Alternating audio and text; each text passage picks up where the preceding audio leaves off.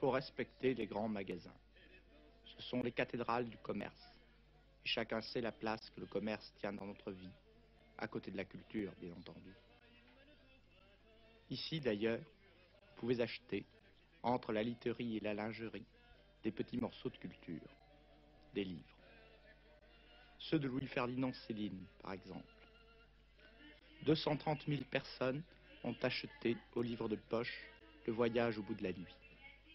L'un des cris les plus farouches, les plus insoutenables que l'homme ait jamais poussé, dit Gaëtan Picon. 150 000 ont acheté Mort à crédit et 80 000 d'un château l'autre.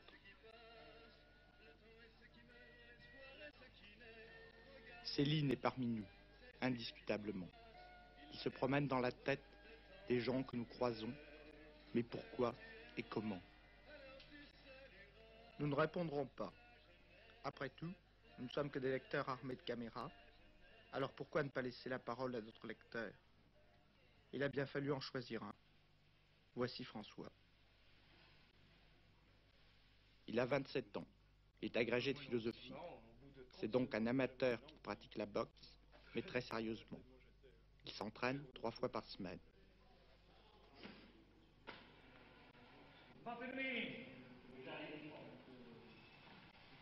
Tout bêtement, par ailleurs, moi j'ai lu Céline, et je continue à lire Céline, parce que c'est marrant.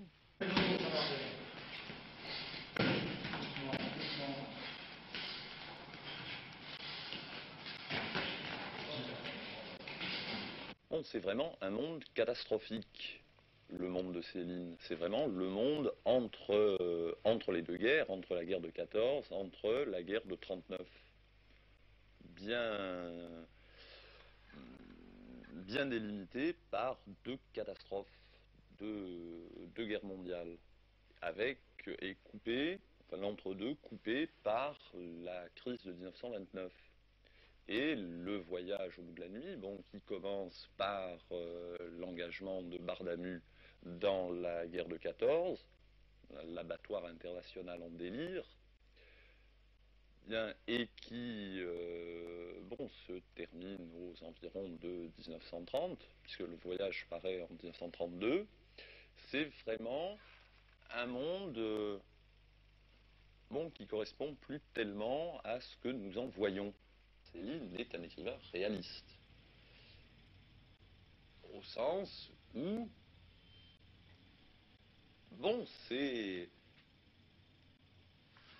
au sens où la description qu'il fait des gens, vraiment, est de celles qui permettent le moins de s'illusionner sur le fait que, enfin, je sais pas, par exemple, il y a cette définition, comme ça, moi, qui me paraît très pathétique, très bien de, ce qu'on peut appeler la condition humaine. Les gens sont toujours en train de courir après leur pain ou après leur plaisir. En ce sens que, le pessimisme du voyage au bout de la nuit, mais beaucoup plus que le pessimisme d'ailleurs, n'a rien de métaphysique, n'a rien de... mais est fondé sur des considérations très, très réelles. À savoir que, ce dont les gens souffrent, c'est de la misère, c'est de la faim, c'est des maladies, c'est de... Oui, enfin, il y a aussi ce côté tellement biologique chez Céline. Enfin, il vient du fait, je suppose qu'il était médecin, c'est-à-dire que pour lui, vraiment, le spleen, c'est pas un sentiment, mais c'est vraiment une réalité physiologique. Le fait qu'on se dégrade, qu'on est malade, qu'on se détraque,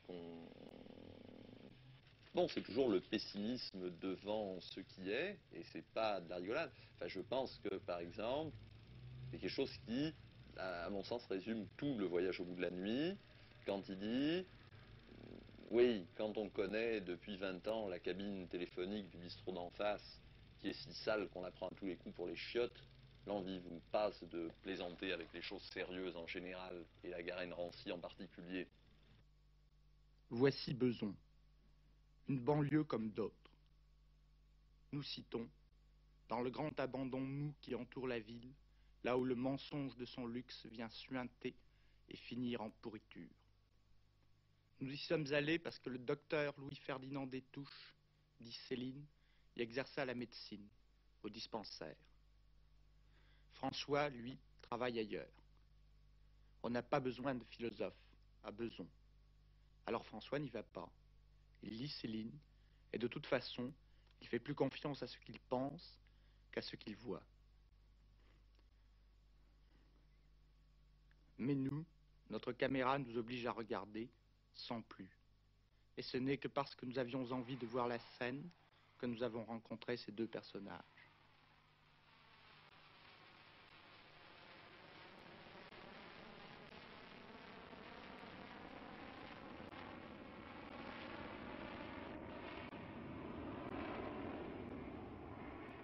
Ce qu'ils se disent est dans les livres de Céline.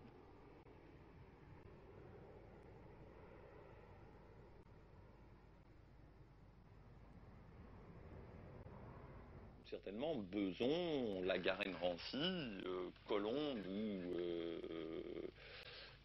Bobigny, c'est certainement pas plus drôle maintenant que le raconte Céline. Mais alors, sans qu'il y ait même plus précisément cette perspective d'anéantissement, pas d'anéantissement, mais de catastrophe. Qu'est-ce que vous faites dans votre vie?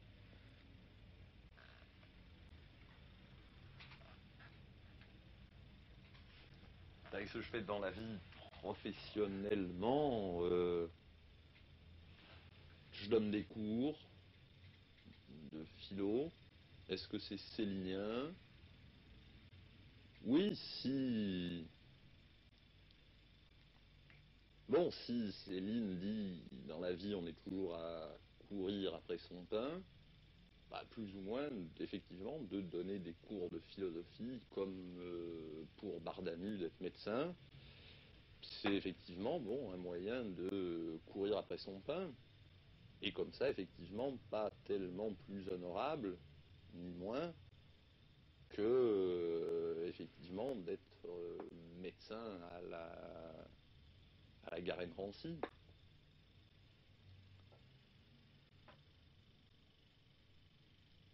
La vie comme combat.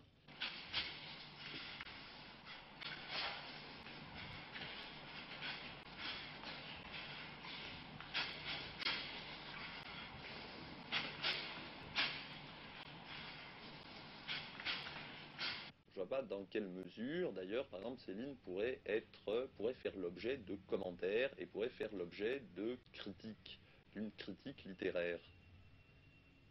Enfin, ce qui me semble, du moins, toute critique littéraire sur Céline, de quelque genre qu'elle se réclame, apparaîtrait comme assez dérisoire. Pourquoi? Parce qu'elle est récusée déjà Oui, dans l'œuvre de Céline, qu'il a oui, pris soin ça, de la récuser? oui, ça, elle est récusée dans l'œuvre de Céline. On peut se demander dans quelle mesure, bon, c'est pas, enfin, ça serait très, très gratuit de faire cette hypothèse. Bon, on peut se demander dans quelle mesure ça n'est pas une sorte de défi avant l'apparition de son livre, mais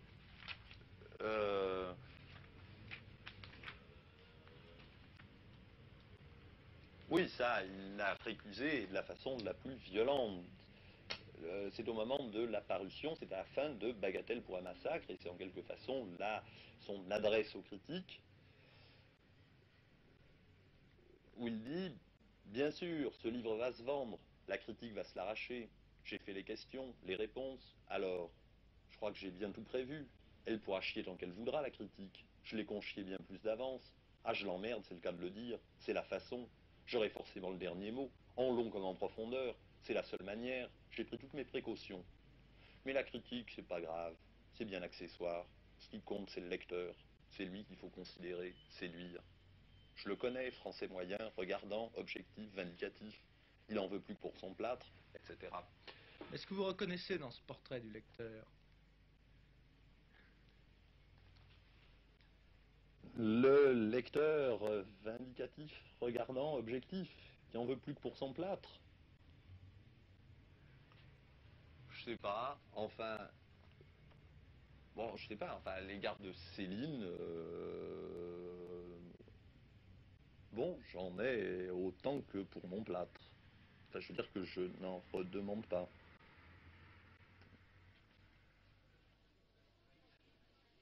Dans Mort à crédit, il est beaucoup question d'un passage que Céline nomme le passage des Bérézinas et qui abrite, si l'on peut dire, l'enfance du petit Ferdinand.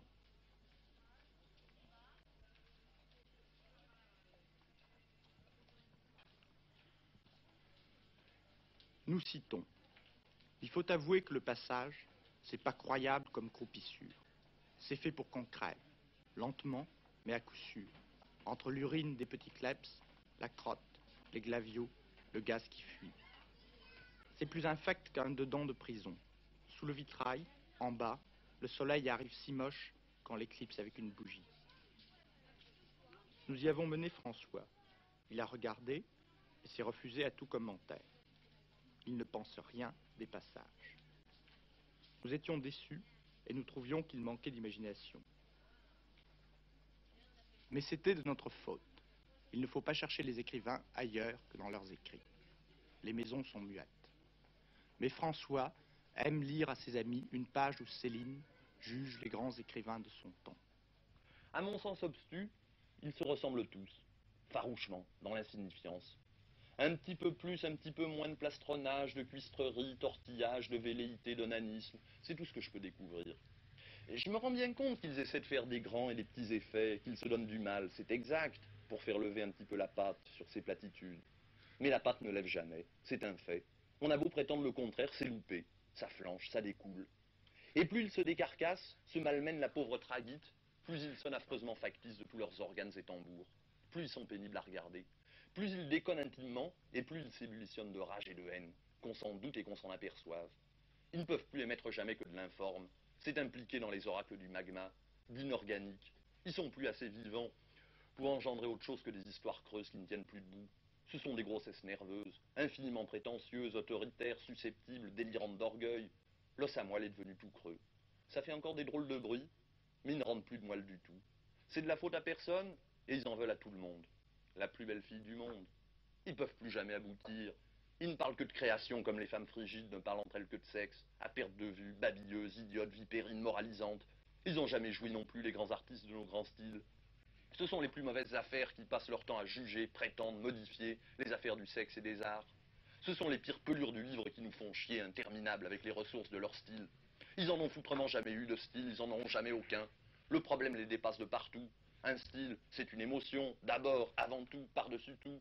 Ils n'ont jamais eu d'émotion, donc aucune musique. Se rattrape-t-il sur l'intelligence? Ça se verrait. C'est pas tout à fait de leur faute à ces grands écrivains. Ils sont voués depuis l'enfance, depuis le berceau, à vrai dire, à l'imposture, aux prétentions, au ratiocinage, aux copies. Depuis les bancs de l'école, ils ont commencé à mentir, à prétendre que ce qu'ils lisaient, ils l'avaient en personne vécu, à considérer l'émotion lue, l'émotion de seconde main comme leur émotion personnelle.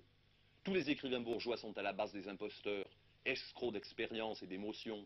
Ils sont partis dans la vie du pied d'imposture, ils continuent. Ils ont débuté dans l'existence par une imposture. L'original Planck, le lycée, ce séminaire du franc-maçon, la couveuse de tous les privilèges, de toutes les tricheries, de tous les symboles. Ils se sont sentis supérieurs, nobles, appelés, spéciaux, dès la 6e année de leur âge. Un monde émotif, toute une vie, toute la vie, c'est par l'école communale du lycée. Les uns sont de plein pied dès l'origine dans l'expérience. Les autres seront toujours des farceurs. Ils n'entrent dans l'expérience que plus tard, par la grande porte, en seigneurs, en imposteurs. Même Vallès. Ils ont fait la route en auto, les mômes de la communale à pompe. Les uns ont lu la route, les autres l'ont retenue, butée, soumise pas à pas. Un homme est tout à fait achevé, émotivement, vers la 12e année. Il ne fait plus ensuite que se répéter, c'est le vice, jusqu'à sa mort. Sa musique est fixée une fois pour toutes, dans sa viande, comme sur un film photo, la première impression. C'est la première impression qui compte. Enfance de petits bourgeois, enfance de parasites et de mufles, sensibilité de parasites, de privilégiés sur la défensive, de jouisseurs de petits précieux, maniérés, artificiels, émotivement, luxation vicieuse, jusqu'à la mort. Ils n'ont jamais rien vu, ne verront jamais rien, humainement parlant. Ils ont appris l'expérience dans les traductions grecques, la vie dans les versions latines et les bavardages de M. Alain. Ainsi qu'une recrue mal mise en selle montera sur les couilles, de travers, tout le reste de sa vie. Tous les petits produits bourgeois sont loupés dès le départ, émotivement pervertis, séchés, ridés, maniérés, préservés, faisandés du départ, Renan compris.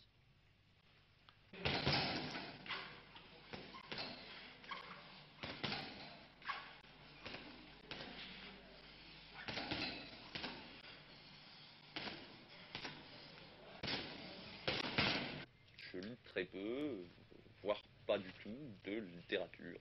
Alors je ne sais pas dans quelle mesure. Non, je ne peux pas dire que c'est imputable à Céline, au sens où, après avoir lu Céline, on n'a plus tellement envie de lire autre chose. Enfin, là, je pense pas. Je pense que ça serait tout à fait excessif. Bon, je pense simplement que, comme ça, j'ai pas envie de lire des romans. Ça m'intéresse pas, ça m'amuse pas. Pourquoi? Ben, parce que ce sont des histoires comme ça qui me paraissent assez insignifiante. Finalement, j'ai jamais essayé de trouver beaucoup de raisons à ça. Ce sont des histoires qui, par quelques bouts que j'essaie de les prendre, ne m'intéressent pas. Ce qui arrive à X ou Y, avec les dames, ou dans quelques situations qu'ils se trouvent, non, je vois pas bien l'intérêt. Ce dont je suis reconnaissant à Céline, en partie, c'est de m'avoir nettoyé de précisément ce qu'il appelle, enfin, de m'avoir débarrassé de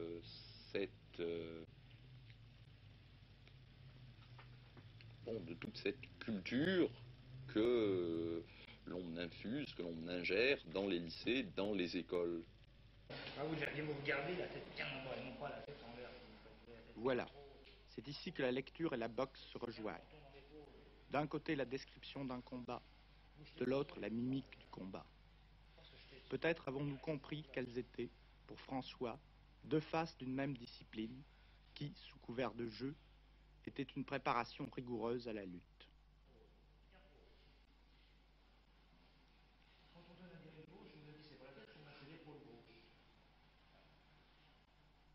Vous aussi, vous lisez Céline. Il vous parle peut-être autrement, et vous en auriez parlé autrement. Pour exemple, ce qu'en dit notre premier spectateur, par force, puisqu'il est l'opérateur de livres, Jacques Taroni. Je trouve que François, que j'estime beaucoup, est dans l'errance la plus absolue quant à ses pensées sur Céline, quoi. Parce que Céline n'est absolument pas un écrivain réaliste. Et qu'est Céline pour vous alors? Oh, Céline, pour moi, je ne sais pas, je peux employer des métaphores, dire que c'est par exemple, je le vois un peu comme un celte, hein. Un peu comme le peintre Jean Dubuffet est un celte. Une espèce de Westmoreland celtique. Que voulez-vous dire par là? J'entends que Céline, d'ailleurs, qui se vantait de son pédigré nordique, est un espèce de possédé, un possédé comme les possédés du Moyen-Âge, les possédés des forêts bretonnes. Je pense encore à Jean Dubuffet, qui dit de ces tableaux qu'ils sont toujours à la limite du barbouillage le plus immonde et du petit miracle. Je crois que c'est un peu pareil pour Céline.